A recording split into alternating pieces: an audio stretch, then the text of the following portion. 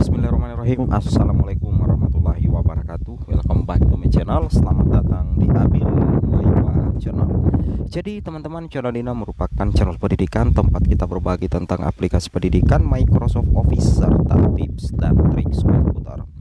Jadi pada video kali ini teman-teman ya, kembali lagi admin akan mencoba mengupdate ya informasi terbaru seputar perkembangan P3K Guru di tahun 2023. Yang mana di sini ya kami akan menyajikan informasi terupdate terkait dengan 5 tanda guru honorer, itu P2 dan P3 bisa bersaing mendapat penempatan di P3K Guru 2023. Nah, jadi kenapa kami tidak bahas P1? Karena sudah sangat jelas ya kalau P1 itu tidak dites lagi, tinggal mendapatkan penempatan. Jadi lebih baik saya membahas untuk P2 dan P3 ya pada video kita pada hari ini. Tapi sebelum kita lanjut, bagi rekan-rekan guru yang baru pertama kali mampir di channel ini, jangan lupa tekan tombol subscribe-nya dan aktifkan lonceng notifikasinya agar setiap hari Bapak Ibu bisa mendapatkan update informasi terbaru seputar perkembangan P3K Guru. Tanpa berlama-lama lagi ya, di sini kami menjadikan 5 tanda guru honorer P2 dan P3 itu bisa bersaing mendapatkan penempatan di seleksi P3K Guru 2023. Persiapan tes CAT BKN. Langsung saja Bapak Ibu ya, kita ke 5 tanda guru honorer. Yang pertama di sini adalah guru honorer baik P1, baik P2 dan P3 itu berhasil resume di SSCISN dengan benar. Jadi artinya begini Bapak Ibu, ketika Bapak Ibu berhasil resume di portal SSCISN, maka itu menjadi salah satu pertanda bahwasanya di instansi Bapak Ibu itu masih ada ketersediaan sisa formasi untuk Bapak Ibu perebutkan, khususnya bagi pelamar prioritas 2 maupun pelamar prioritas 3. Karena ketika misalkan Bapak Ibu tidak bisa resume, itu menandakan bahwa sudah tidak ada formasi lagi yang bisa didaftar, atau memang ada kesalahan dari penginputan data dapodik ataupun verbal ijazah. Jadi kalau Bapak Ibu bisa berhasil resume di portal SSCISN, itu menandakan bahwa tidak ada persoalan data dapodik Bapak Ibu, dan memang masih ada formasi yang bisa dilamar. Ingat ya, untuk P2 dan P3 itu tidak ada istilah kunci mengunci formasi. Kenapa saya bilang seperti itu Bapak Ibu ya? Karena untuk penempatan itu sendiri nantinya ditentukan atau dikembalikan kepada daerah. Jadinya pendistribusian penempatan itu setelah guru-guru itu menyelesaikan tes CAT BKN. Dan ingat, pada saat setelah selesai CAT BKN Bapak Ibu ya, hasil tes itu adalah merupakan hasil ujian terakhir ya. Jadi hasil ujian terakhir dan tidak ada masa sanggah untuk tes CAT BKN ya. Yang ada masa sanggahnya itu adalah seleksi administrasi. Jadi kalau Bapak Ibu selesai ujian anggaplah hari ini, nilai yang Bapak Ibu dapatkan itulah yang merupakan nilai akhir dari Bapak Ibu penentu kelulusan di SSCISN 2023. Jadi kita tidak bisa lagi menyanggah untuk hasil tes, tidak ada lagi sanggah menyanggah Bapak Ibu ya. Itu poin pertama. Kemudian tanda yang kedua di sini adalah tersedia formasi linier dengan ijazah sesuai kebutuhan baik di sekolah induk dan non induk. Jadi nantinya ketika Bapak Ibu berhasil resum itu terkoneksi dengan poin kedua, berarti nantinya akan ada formasi linier yang Bapak Ibu bisa perebutkan baik itu P2 maupun P3 ya.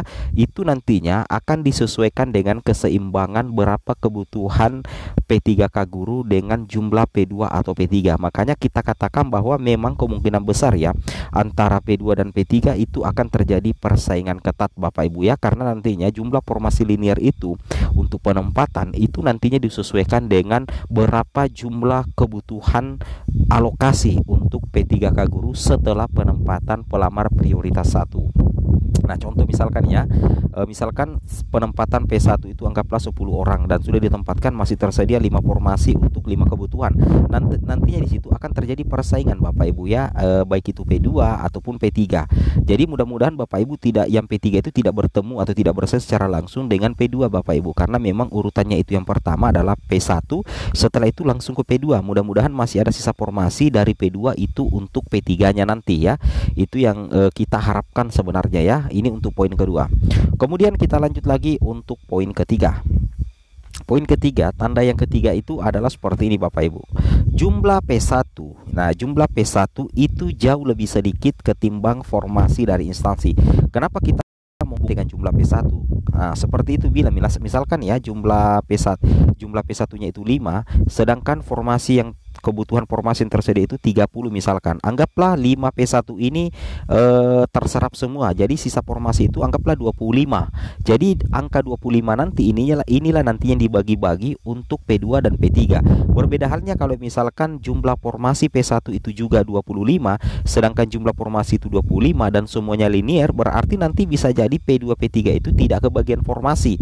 Karena memang di tahun 2023 itu skala prioritas penempatan itu adalah guru yang sudah lulus passing grade Bapak Ibu di tahun 2022 yang lalu, 2021 yang lalu ya. Jadi memang jumlah P1 yang lebih sedikit itu sangat mempengaruhi besaran peluang bagi pelamar prioritas 2 dan pelamar prioritas 3 di seleksi P3K guru tahun 2023. Itu jelas sangat berpengaruh Bapak Ibu ya. Itu yang wajib Bapak Ibu pahami dan Bapak Ibu cermati ya.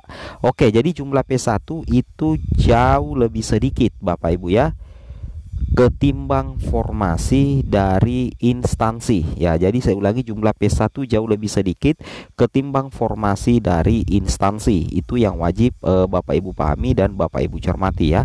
Oke, kemudian kita lanjut lagi ya untuk poin keempat.